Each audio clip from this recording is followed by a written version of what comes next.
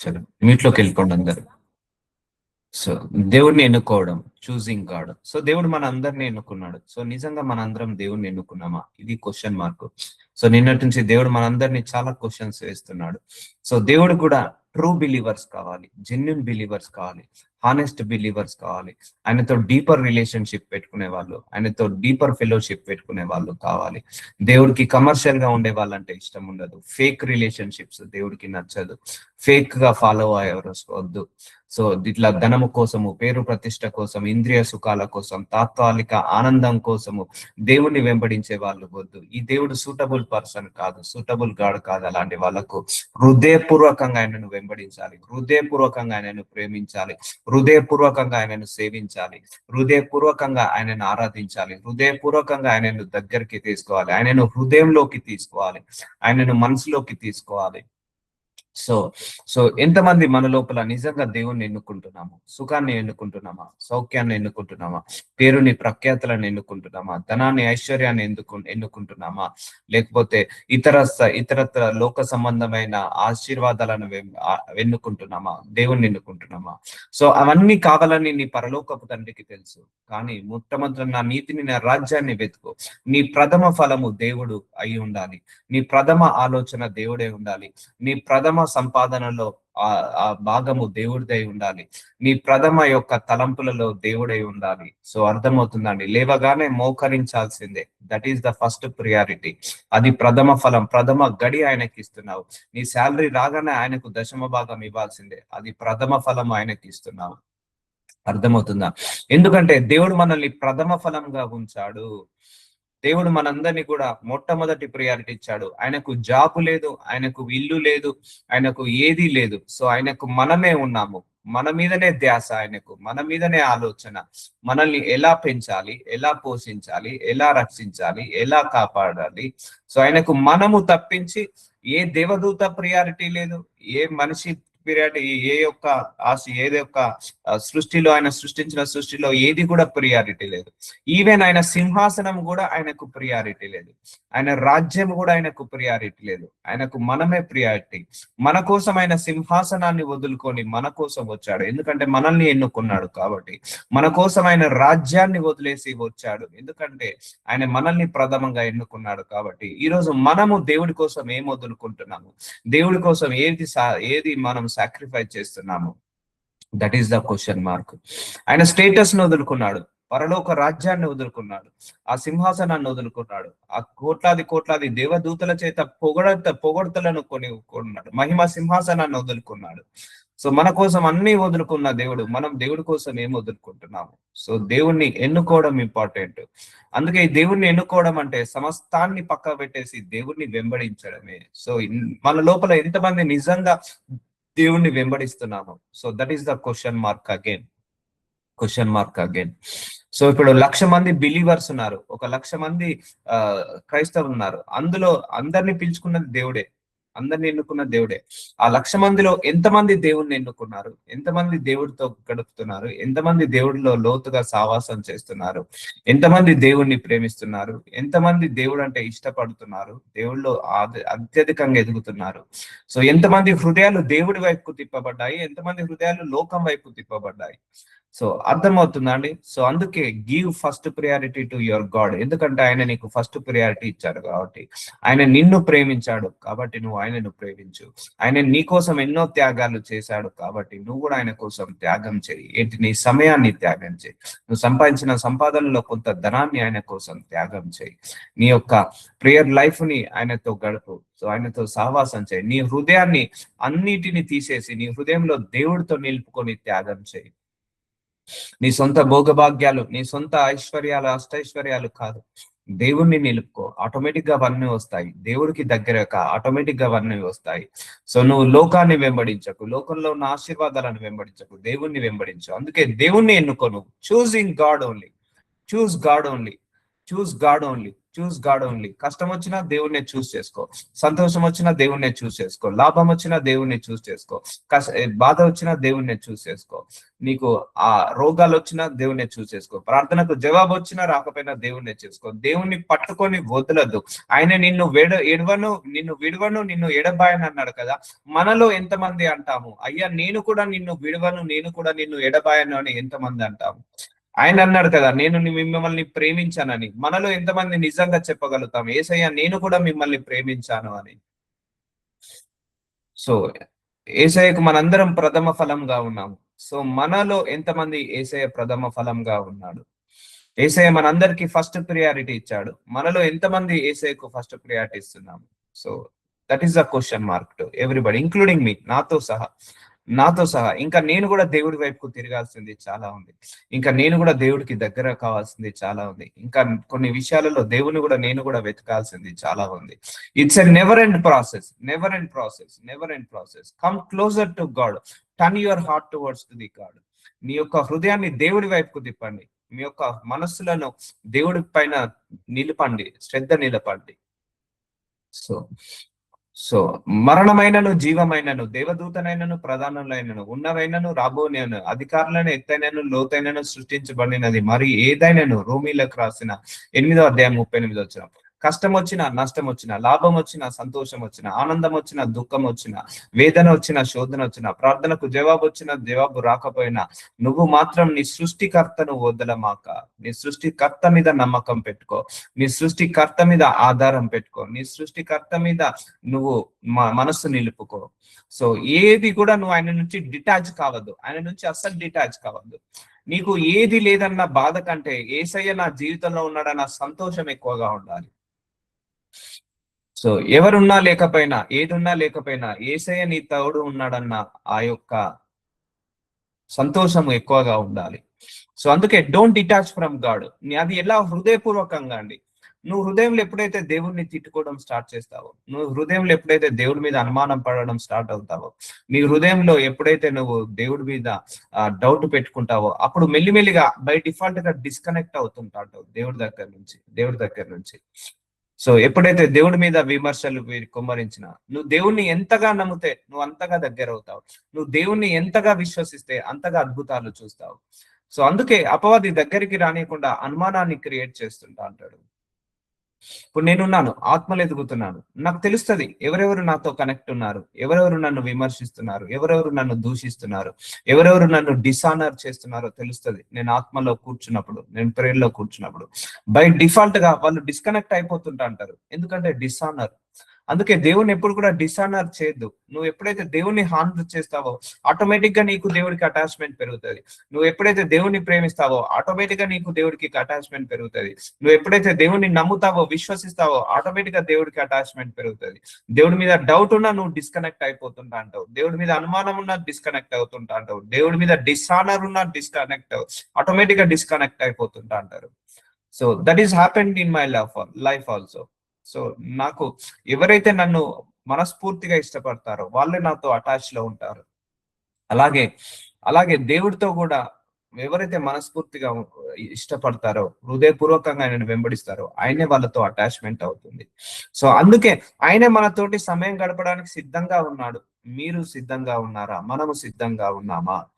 ఆయన మనల్ని జెన్యున్ గా ప్రేమించడానికి ఆయన సిద్ధంగా ఉన్నాడు, ప్రేమిస్తున్నాడు. మనము సిద్ధంగా ఉన్నామా? జెన్యున్ గా ఆయన మనల్ని హానర్ చేస్తున్నాడు. మనం నిజంగా యేసయ్యను హానర్ చేస్తున్నామా లేదా? సో ఎన్ని కష్టాలు వచ్చినా, ఎన్ని నష్టాలు వచ్చినా మనల్ని ఆయన వదలట్లేదు. ఎన్ని కష్టాలు వచ్చినా మనం ఆయనను వదులుతున్నామా లేదా? That is the question mark. సృష్టింపబడిన మరి ఏదైనాను మన ప్రభు అయిన యేసుక్రీస్తు యందలి దేవుని ప్రేమ నుండి మనలను ఎడబాప నేరవని రూఢిగా నమ్ముచున్నాను. ఏది కూడా మనల్ని ఆయన నుంచి వేరు చేయదు. ఏది కూడా వేరు చేయదు. మనం కూడా ఆయన నుంచి వేరు కావద్దు. ఏదైనా కూడా వేరు కావద్దు. కంప్లీట్ గా ఇట్లా అతుక్కోవాలి. యేసయ్యని ఇలా అతుక్కొని ఉండాలి, హృదయపూర్వకంగా అతుక్కొని ఉండాలి. సో ప్రార్థనకు జవాబు రాలేదు, అలానే నీకు దేవుడు కాకుండా పోతాడా? ఉద్యోగం ప్రార్థిస్తున్నావు, రాకపోతే అలా అని దేవుడు కాకుండా పోతాడా? స్వస్థత రావట్లేదు, అలా అని దేవుడు కాకుండా పోతాడా? సో అలా ఉండద్దండి. కమర్షియల్ ఉండద్దు. యేసయ్య తోటి కమర్షియల్ గా ఉండద్దు. వచ్చినా రాకపోయినా నువ్వే దేవుడవు, ఇచ్చినా ఇవ్వకపోయినా నువ్వే దేవుడవు, నువ్వే నా దేవుడవు. ఈ జీవితానికి, ఈ జన్మకు నువ్వే నా దేవుడవు, యుగ యుగములకు నువ్వే నా దేవుడవు, భూలోకంలో నా దేవుడవు నువ్వే, పరలోకంలో నువ్వే నా దేవుడవు నువ్వే. నిన్ను వదలను ప్రభువా, నిన్ను ఎడబాయను ప్రభువా అని మనం కూడా అలా స్ట్రాంగ్ గా డిక్లరేషన్ ఇవ్వాలి దేవుడికి. దేవుడికి అలా స్ట్రాంగ్ గా డిక్లరేషన్ ఇవ్వాలి. ఆ పోనీ ఈ లోక ఆశీర్వాదం ఏమున్నది, నా పరలోకానికి వెళ్తే నా తండ్రి గొప్ప మహిమతో నా ముందు కూర్చొని ఉంటాడు, ఆయన ముందు నేను నిలబడతాను. సో అలాంటి గట్టి నమ్మకం మన లోపల ఉండాలి, గట్టి నమ్మకం మన లోపల ఉండాలి. సో అందుకే ఏది కూడా ఆయన ప్రేమ నుండి మనల్ని విడదీయదు, మనం కూడా ఆయన ప్రేమ నుంచి వేరు కాకూడదు. అందుకే loving God is the great opportunity. ఒకటే గుర్తుపెట్టుకో, నువ్వు మనుషులను ప్రేమించి ఉండొచ్చు, గుడ్డిగా ప్రేమించి ఉండొచ్చు, ప్రాణంగా ప్రేమించి ఉండొచ్చు, కానీ ఏదో ఒక సందర్భంలో వాళ్ళు మోసం చేసి ఉండొచ్చు. కానీ దేవుడిని నువ్వు ఎంతగా ప్రేమిస్తే అంతగా నీకు దగ్గర అవుతాడు, అంతగా నీకు విలువ పెరుగుతుంది, అంతగా నీకు ఆశీర్వాదం వస్తుంది. దేవుణ్ణి నువ్వు ఎంతగా ప్రేమిస్తే అది ప్రేమ మాత్రము కల్తీ ఉండదండి. దేవుడు గనక నీ జెన్యున్ గా ప్రేమిస్తే ఆయన మాత్రము నిన్ను వదులుకోడు, ఇంకా దగ్గర అవుతాడు. నువ్వు ఆయనను ప్రేమించినంత మాత్రాన మోసపోవు. గుర్తు పెట్టుకోండి, మనుషులను ప్రేమిస్తే మోసపోవచ్చు, యవ్వనస్తులు కావచ్చు, భార్య కావచ్చు, భర్త కావచ్చు, తల్లిదండ్రులు కావచ్చు, పిల్లలు కావచ్చు. అందుకే మనుషుల ప్రేమ వేరు, దేవుడి యొక్క ప్రేమ వేరు. దేవుడి ప్రేమలో 0.1% కల్తీ ఉండదు, 0.1% విషం ఉండదు, 0.1% అపవిత్రత ఉండదు, 0.1% కూడా ఏంటిది ఆ యొక్క పాయిజన్ ఉండదు. సో ప్యూర్ లవ్ ఉంటది దేవుడి ప్రేమలో, ప్యూర్ లవ్ ఉంటది, హానెస్ట్ ఉంటది, త్యాగం ఉంటది. సో అలాంటి ప్రేమ మనం కూడా దేవుడికి ఇచ్చేద్దాం. అందుకే ఎవరైతే దేవుణ్ణి ఎన్నుకుంటారో వాళ్ళు జ్ఞానవంతులు. ఎవరైతే ఈ లోకాన్ని, లోక సంబంధమైన ధనాన్ని, ఐశ్వర్యాన్ని ఎన్నుకుంటారో వాళ్ళు బుద్ధిహీనులు. ఒక చేతిలో 100 కోట్ల బ్యాగు, ఒక చేతిలో ఏసయ్య. ఎవరు కావాలి? 100 కోట్ల బ్యాగ్ కావాలా, ఏసయ్య కావాలా? ఒక చేతిలో properties, luxury cars, buildings, cars, అలాగే జాబ్, ఒక చేతిలో ఏసయ్య. ఎవరు కావాలి? సో ఇది కావాలి అనుకున్న వాళ్ళేమో బుద్ధిహీనులు, ఏసయ్య కావాలనుకున్న వాడు బుద్ధిమంతుడు. ఇది కావాలనుకున్న వాళ్ళు నరకానికి వెళ్తారు, ఏసయ్యను కావాలనుకున్న వారు నిత్య జీవంలోకి వెళ్తారు. అందుకే ఎవరైతే దేవుణ్ణి ఎన్నుకుంటారో, ఎవరైతే దేవుడితో సావాసం చేస్తారో, దేవుడు కావాలని కోరుకుంటారో వాళ్ళందరూ కూడా నిత్య రాజ్యానికి వారసులు అవుతారు. అందుకే నీ పరిస్థితి ఏదైనా పర్లేదమ్మా, ఏదైనా పర్లేదు, ఎంత వరస్ట్ గానే ఉండండి, నువ్వు దేవుణ్ణి నమ్మడం మాత్రం ఆపకు, దేవుడితో సావాసం చేయడం మాత్రం ఆపకు. నాకు 100 టెన్షన్స్ ఉన్నాయి, 100 ప్రెజర్స్ ఉన్నాయి, but still I'm continue my relationship with God. Because ఎప్పుడైతే నువ్వు దేవుడికి దగ్గర అవుతావో అపవాదికి నచ్చదు. గుర్తు పెట్టుకోండి, నువ్వు క్రైస్తవుగా ఉండడం అపవాదికి ప్రాబ్లం కాదు.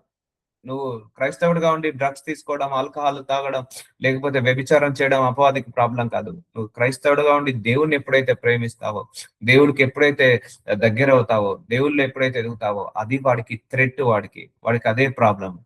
అందుకే క్రైస్తవుడు అటాక్ కూడా ఎక్కువ దేవుణ్ణి ప్రేమించే వాళ్ళను, దేవుడికి దగ్గర అయ్యే వాళ్ళను, దేవుడిలో ఎదిగే వాళ్ళను అటాక్ ఎక్కువ చేస్తాడు. సో జెన్యున్ గా, హానెస్ట్ గా దేవుడిని వెంబడించే వాళ్ళను అటాక్ చేస్తాడు. ఏసైకి కూడా ఎవరు కావాలి? జెన్యున్ గా, హానెస్ట్ గా వెంబడించే వాళ్ళు ఏసైకు కావాలి. ఇప్పుడు 1,00,000 మంది క్రైస్తవులు ఉన్నారు, అందులో ఎంతమంది జెన్యున్ గా వెంబడిస్తున్నారో వాళ్ళని ఆయనకు దగ్గర అవుతాడు.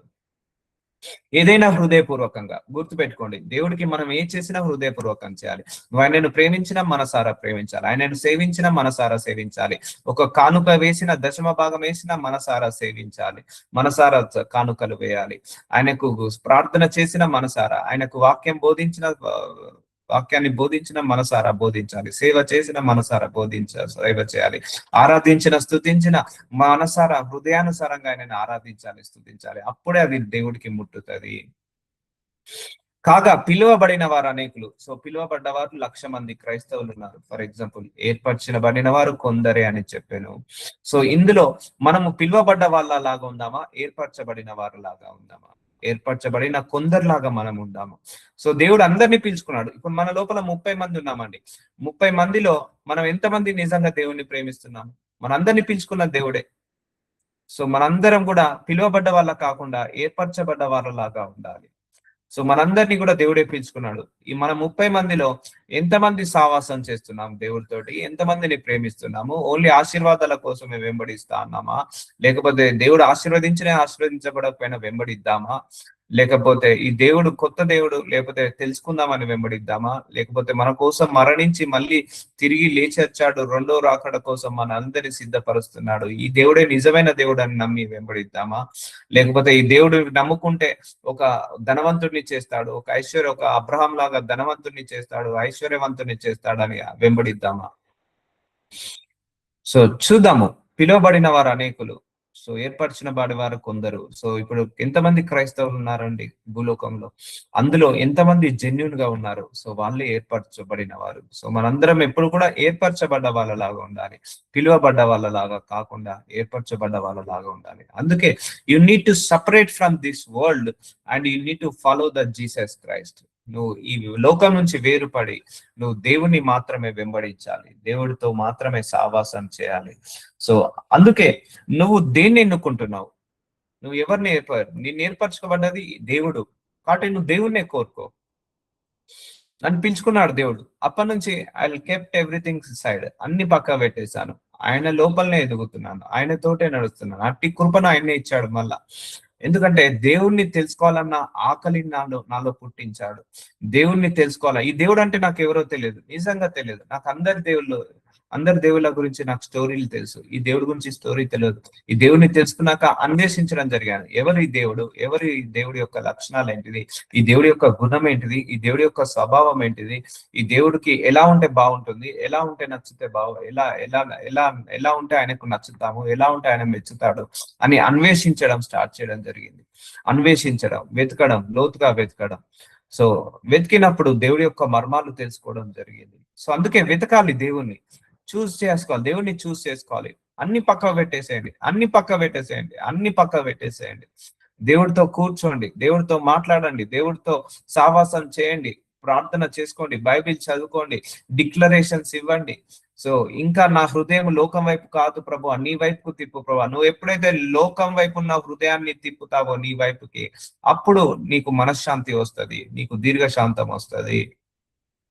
సో ఇక్కడ పిక్చర్ లో చూపిస్తా మీకు. ఇగో నువ్వు యేసయ్యను తిరిగినప్పుడు శాంతి, క్షమాపణ, నిత్య జీవము, ఉద్దేశము, ఒక పర్పస్ ఉంటుంది. అదే ప్రపంచం వైపు తిరిగినప్పుడు నీకు సంతోషము, ఆనందం ఉండదు.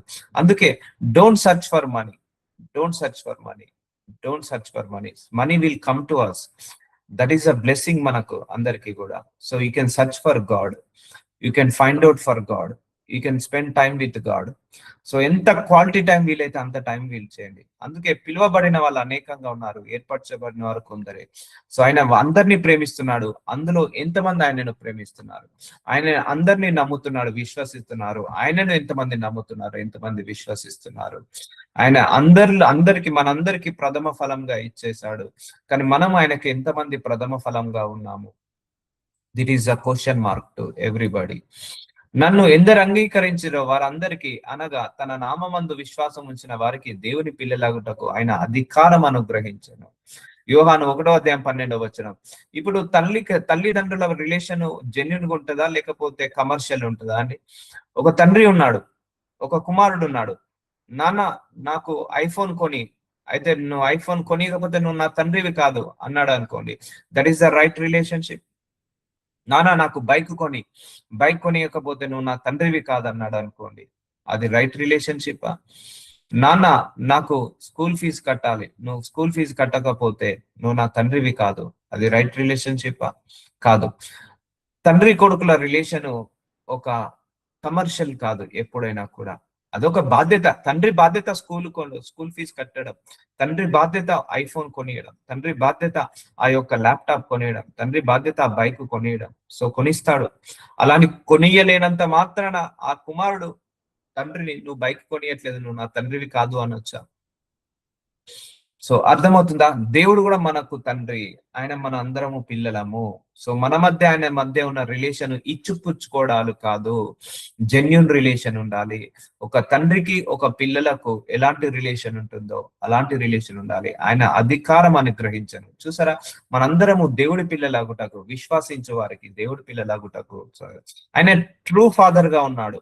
మనము ట్రూ సన్ లాగా ఉన్నామా, ట్రూ డాటర్ లాగా ఉన్నామా, అది ఇంపార్టెంట్. ఒక వ్యక్తికి నలుగురు పిల్లలు ఉన్నారనుకోండి, అందులో తండ్రిని ఎవరైతే ప్రేమిస్తారో వాళ్ళే నిజమైన పిల్లవాడు. తండ్రికి ఎవరైతే విలువ ఇస్తారో వాళ్ళే నిజమైన పిల్లవాడు. తండ్రికి ఎవరైతే అర్థం చేసుకుంటారో వాళ్ళే నిజమైన కొడుకు. ఒక తండ్రికి నలుగురు కొడుకులు ఉన్నారు. ఒక కొడుకు అర్థం చేసుకుంటున్నాడు తండ్రిని, ఒక కొడుకు ఆ తండ్రికి సపోర్ట్ గా ఉంటున్నాడు, ఒక కొడుకు తండ్రితో సహవాసం చేస్తున్నాడు, తండ్రిని ప్రేమిస్తున్నాడు, తండ్రిని ఇష్టపడుతున్నాడు. ఆ నలుగురు కొడుకులలో ఆ ఒక్క కొడుకే నిజమైన కొడుకు. అలాగే నువ్వు కూడా దేవుణ్ణి అంగీకరిస్తున్నావా, దేవుడి మీద ప్రేమిస్తున్నావా, దేవుణ్ణి విశ్వసిస్తున్నావా, దేవుడి మీద నువ్వు జెన్యున్ గా ఉంటున్నావా, దేవుడితోటి ఆయనను అర్థం చేసుకుంటున్నావా, అపార్థం చేసుకుంటున్నావా? నువ్వు అర్థం చేసుకుంటే నిజమైన కుమారుడవు, నిజమైన కుమార్తెవు. అందుకే దేవుణ్ణి ఎప్పుడు అపార్థం చేసుకోవద్దు. ఇప్పుడు మన పిల్లలకు మనం ఏం చేసినా మంచిగా చేస్తాం, సో వాళ్ళు మనల్ని అపార్థం చేసుకోవచ్చా? కరెక్ట్ కాదు కదా. అలాగే మన పరలోక తండ్రి కూడా మనకి ఏది చేసినా మన మంచికే చేస్తాడు. వస్తాయి శ్రమలు, వస్తాయి పోరాటాలు, వస్తాయి కష్టాలు వస్తాయి. వీటన్నిటిని జయించుకొని మనం ముందరికి వెళ్ళాలి, కానీ దేవుడి సహాయాన్ని పొందుకొని ముందరికి వెళ్ళాలి. కానీ మనం ఎప్పుడు కూడా ఆయనను అలగద్దు, ఆయన మీద సనగద్దు, ఆయనను అపార్థం చేసుకోవద్దు. ఆయన మన తండ్రి అండి. ఆయన బాధ్యత మనల్ని పెంచడం, మనల్ని పోషించడము, మనకు సహాయం చేయడం, మనల్ని హెచ్చించడం ఆయన బాధ్యత. Treat your God as a father. నీ దేవుణ్ణి తండ్రిలాగా చూడు, తండ్రిలాగా చూడు. ఆయన బాధ్యత అది. సో నీకు ఏదో చిన్న చిన్న ఆశీర్వాదం రాలేదని దేవుడి మీద అలుగుతేలా, దేవుడి మీద సనుగుతేలా? ఏదైనా రానివ్వండి, ఉంటే ఉండనివ్వండి, పోతే పోనివ్వండి, వస్తే రానివ్వండి, రాకపోతే రానివ్వకపోనివ్వండి. ఎందుకు మెంటల్ స్ట్రెస్, ఎందుకు ఆ ప్రెషర్? దేవుడు ఉన్నాడు నాకు, ఆయన్నే చూసుకుంటాడు. దేవుడు నా పోషకుడు, ఆయన నా తండ్రి, ఆయన పిల్లల్ని, నా కన్న తండ్రి, నా కన్న తల్లి నా పిల్లల్ని వదిలేసి ఉండొచ్చు. ఈ భూలోకంలో ఎంతో మంది తల్లిదండ్రులు పిల్లల్ని వదిలేసిన దేవుడు ఉన్నాడు, కానీ దేవుడు వదిలేసిన పిల్లలు ఎవరు లేరండి, ఎవరు లేరు. నిజం చెప్తున్నా, నా కళ్ళ ముందే ఎంతో మంది తల్లిదండ్రులు పిల్లల్ని వదిలేశారు, ఎంతో మంది పిల్లల్ని శపించారు, ఎంతో మంది పిల్లల్ని ఆడిపోసుకున్నారు. కానీ మన పరలోకపు తండ్రి ఏ ఒక్కరిని కూడా నశింపని చేయడు, ఏ ఒక్కరిని కూడా ఆయన కృంగదీయడు, ఏ ఒక్కరిని కూడా ఓడిపోనివ్వడు. సో ఆయనకు అంత బాధ్యత ఉంది మనకు. సో ఈ భూలోక తల్లిదండ్రులైనా మనల్ని విడిచిపెడతారేమో, మనల్ని మర్చిపోతారేమో, మన గురించి చెడుగా చెండాలంగా మాట్లాడతారేమో, కానీ మన పరలోకపు తండ్రి ఎప్పుడు కూడా మన గురించి చెడుగా మాట్లాడాడు, చెండాలంగా మాట్లాడాడు. మా ఇల్లు నుంచి ఆ స్ట్రెస్ తీసేయండి. వస్తే రాని, పోతే పోని, నాకు ఏసయ్య ఉన్నాడు. ఉంటే ఉండనివ్వండి, లేదు ఏసయ్య ఉన్నాడు. చచ్చినా ఇక్కడ ఏసైనే, బ్రతికినా ఇక్కడ ఏసైనే, చనిపోయినా కూడా పరలోకంలో అయినా ఏసైనే. So have that mind set, have that mind set. Stress తీసేయండి, ప్రెషర్ తీసేయండి, మెంటల్ ప్రెషర్ తీసేయండి. ఎందుకంటే మన అందరం ఆయన పిల్లలము. ఆయన అధికారం అనుగ్రహించను, పిల్లలకు ఒక అధికారాన్ని ఇచ్చాడు. సో అర్థమవుతుందా? ఎందుకు నువ్వు దేవుణ్ణి చూస్ చేసుకోవాలి? ఎందుకంటే ఆయన నీ తండ్రి, ఆయన నీ తండ్రి. నీ తండ్రితో నువ్వు మాట్లాడు ప్రతిరోజు, నీ తండ్రితో నువ్వు సహవాసం చేయి ప్రతిరోజు, నీ తండ్రిని నమ్ము.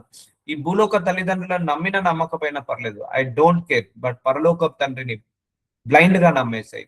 ఎందుకంటే నువ్వు వమ్ము కావు, నువ్వు మోసపోవు. ఆయన నమ్మినోడు ఎవడు మోసపోడు, ఆయన నమ్మినోడు ఎవడు సిగ్గుపడడు, ఆయనను విశ్వసించిన వాడు ఎవడు కూడా తలదించుకోనివ్వడు.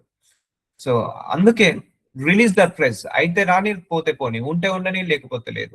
వదిలేసేయండి స్ట్రెస్ వదిలేసి నువ్వు దేవుడితో సంబంధం పెట్టుకో. నా దేవుడు ఏ డిసిషన్ తీసుకున్నా నాకు మంచిదే. సో ఆ మైండ్ సెట్ కలిగి ఉండాలి. డిసిషన్ తీసుకో దేవుడి విషయంలో.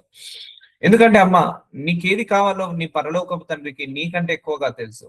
ఆయన నీకు ఏది చేసినా నీ మంచిగా చేస్తాడు, ఏది చేసినా నీ మంచిగా చేస్తాడు. కొన్ని మనం చేసిన తప్పులు పొరపాట్ల వల్ల దోషాలు తెచ్చుకున్నాము, అలాని దేవుడిని నిందించడం కరెక్టా?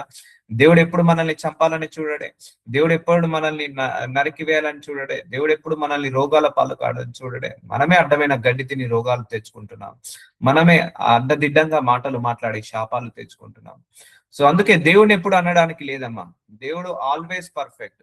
నీ జీవితంలో ఏదైనా చెడు జరిగితే అది నువ్వే ఎక్కడో ఏడో తప్పు చేసావు, అందుకే ఆ చెడు జరిగింది. అంతేకాని దేవుడి మీద నిందలు వేయకండి. ఎందుకు? మనల్ని కని ఆయన నిందలు పడడానిక? మనల్ని పెంచి మనల్ని భూలోకానికి తీసుకొచ్చి నిందలు పడడానిక? మన వల్ల, నీ వల్ల దేవుడికి ఒక మంచే జరగాలి, కానీ నీ వల్ల దేవుడికి అవమానం జరగకూడదు.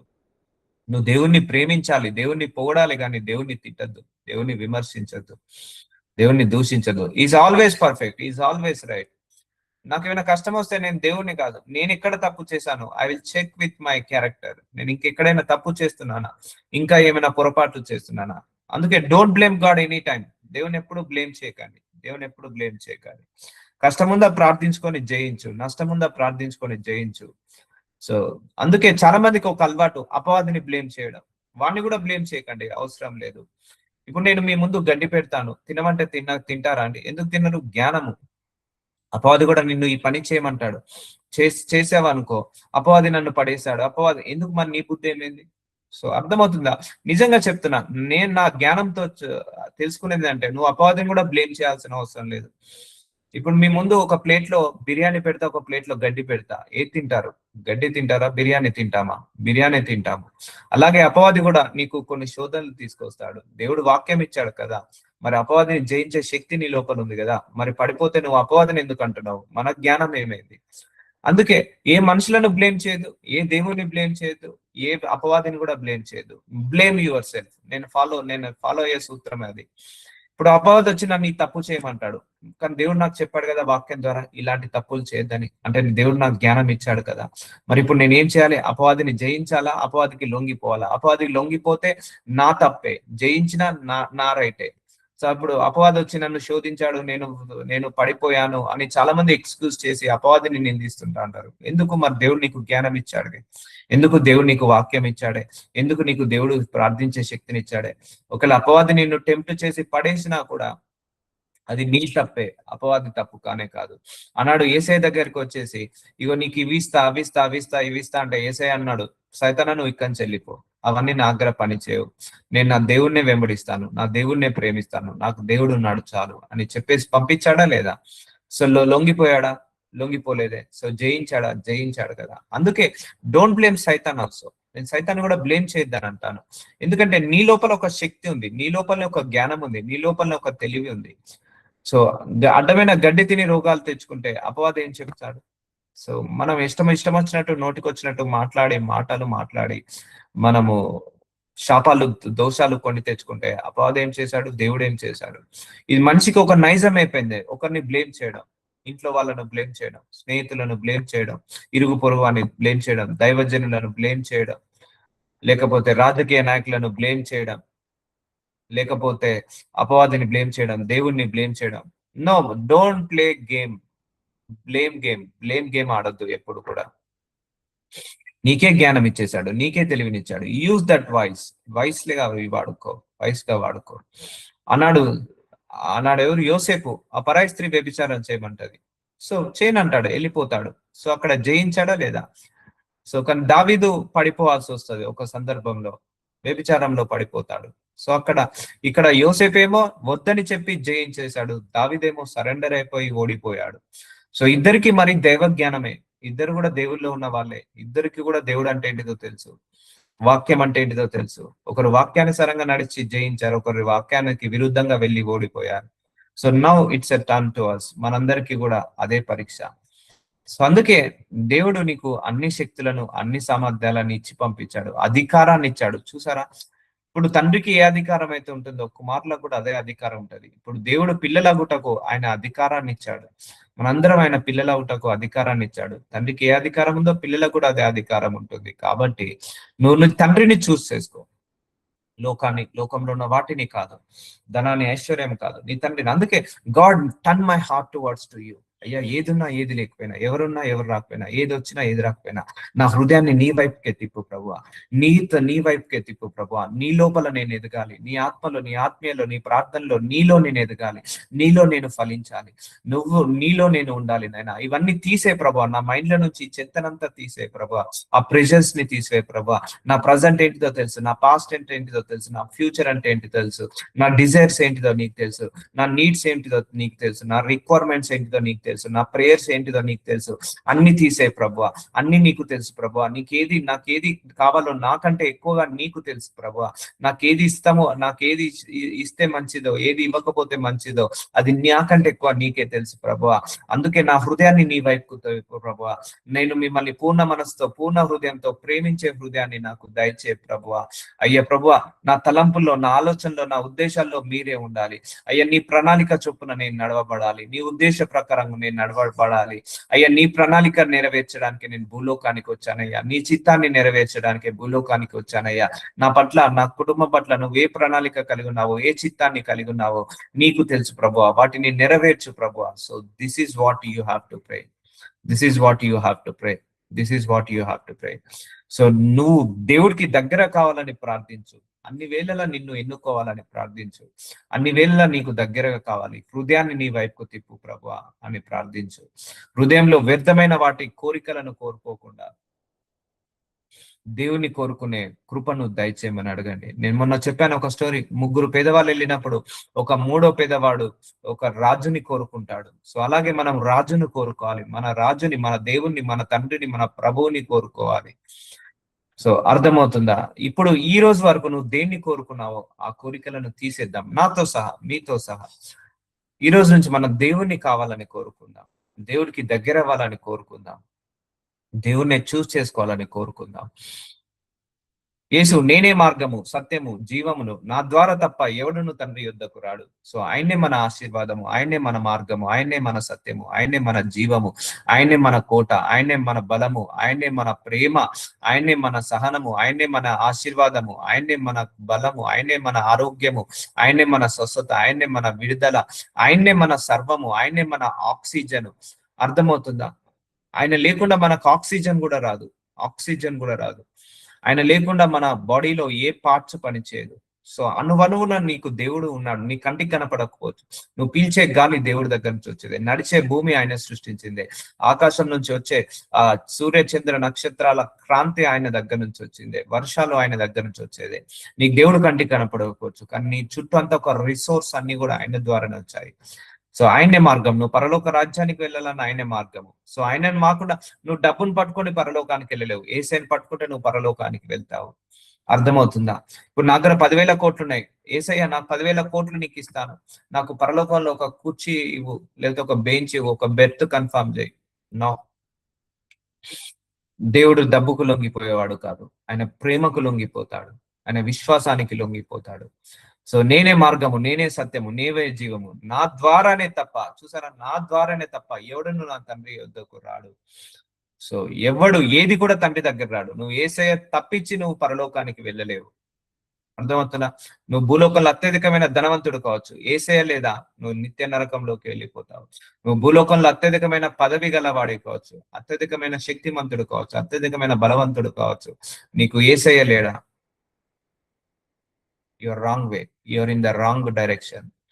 అర్థమవుతుందా? ఏది ఉన్నా ఎవరు లేకున్నా నీకు యేసే ఉన్నాడా, your in the right direction. ఎందుకంటే ఆయనే నీ మార్గము, ఆయనే మన సత్యము, ఆయనే మన జీవము, ఆయన ద్వారా మనం పరలోకానికి వెళ్తాము. అర్థమవుతుందా? So now you have to tell me, so you want to choose all the blessings or you want to choose your blessing as a God? Jesus నీ ఆశీర్వాదంగా అంగీకరిస్తావా, లేకపోతే నీ లోకంలో ఉన్న ఆశీర్వాదాలన్నీ కూడా అంగీకరిస్తావా? ఈ లోకంలో ఆశీర్వాదము కావాలా, లేకపోతే యేసయ్యనే నా ఆశీర్వాదం అనుకుంటావా? ఐ ఫీల్ లైక్ యేసయ్యనే నా ఆశీర్వాదం, యేసయ్యనే నా ఆశీర్వాదం, యేసయ్యనే నాకు అన్ని. సో అన్ని ఆయన ద్వారానే వచ్చాయి, ఆయన వల్లనే వచ్చాయి, ఆయన ద్వారానే వచ్చాయి. సో ఏది ఏమైనా, ఏదెంతైనా కూడా వెంబడించడం ఆపడమే లేదు. ఏదేమైనా, ఏదెంతైనా కూడా ప్రార్థించడం ఆపేదే లేదు. ఏదైనా, ఏదెంతైనా కూడా వాక్యం బోధించడం ఆపేదే లేదు. మీకు తెలియదు, నాకు ఎన్నో సంవత్సరం నుంచి నాకు కొన్ని ప్రార్థనలకు జవాబు రావట్లేదు. But still I continue believing my God. చాలా శోధనలు, చాలా వేదనలు, చాలా అవమానాలు, చాలా నిందలు, చాలా చాలా చుట్టూ నలుదిశలుగా ఎన్నో. But still I'm searching for God only because that grace given by God only. Because నీ హృదయంలో కూడా ఆశ లేనంత వరకు, నీ హృదయంలో కూడా ఆకలి దాహము లేనంత వరకు దేవుడు చేయడండి. ఇప్పుడు నేను ఇంత మంచిగా వాక్యం చెప్పాను, మీలో ఎంతమందికి దేవుడికి నిజంగా దగ్గర కావాలంటే వాళ్ళే దగ్గర అవుతారు. నేను వాక్యం చెప్పినంత మాత్రాన మీరు దగ్గరికి కారు. ఇప్పుడు నేను వాక్యం చెప్పి నేను దేవుడికి దూరంగా ఉంటే, దేవుడిని కోరుకోకపోతే నేను దూరం కాను. సో వాక్యం చెప్పిన తర్వాత మనం ఏం కావాలి? మారు మనస్సు పొందుకోవాలి. I don't know how many people are connected to this word. It's a very important word. Very deepest relation. దేవుడు మనందరితో డీపెస్ట్ రిలేషన్ కావాలని కోరుకుంటున్నాడు. Not commercial, not use and throw. మనుషులకు ఒక గుణం ఉంది, యూజ్ అండ్ త్రో. అవసరం ఉన్నప్పుడు ఒకలాగా, అవసరం తీరినప్పుడు ఒకలాగా. దేవుడితో అలా ఉండకూడదండి. సో అవసరం ఉన్న అవసరం లేకపోయినా, ఆశీర్వదించబడక ముందుకు ఒకలాగా, ఆశీర్వదించబడిన తర్వాత ఒకలాగా. దేవుడితో అలా ఉండకుండా, కమర్షియల్ గా ఉండొద్దు దేవుడితోటి. True relation, honest relation, genuine relation, ఇవి కావాలి దేవుడికి. హృదయపూర్వకంగా ఆయనను వెంబడించేవాళ్ళు, హృదయపూర్వకంగా ఆయనను ప్రేమించేవాళ్ళు, హృదయపూర్వకంగా ఆయనను ఆరాధించేవాళ్ళు, హృదయపూర్వకంగా ఆయనను సేవించేవాళ్ళు, హృదయపూర్వకంగా ఆయన వైపుకు తిరిగేవాళ్ళు, హృదయపూర్వకంగా ఆయన మీద నమ్మకం పెట్టుకునే వాళ్ళు కావాలి. God looking for those people.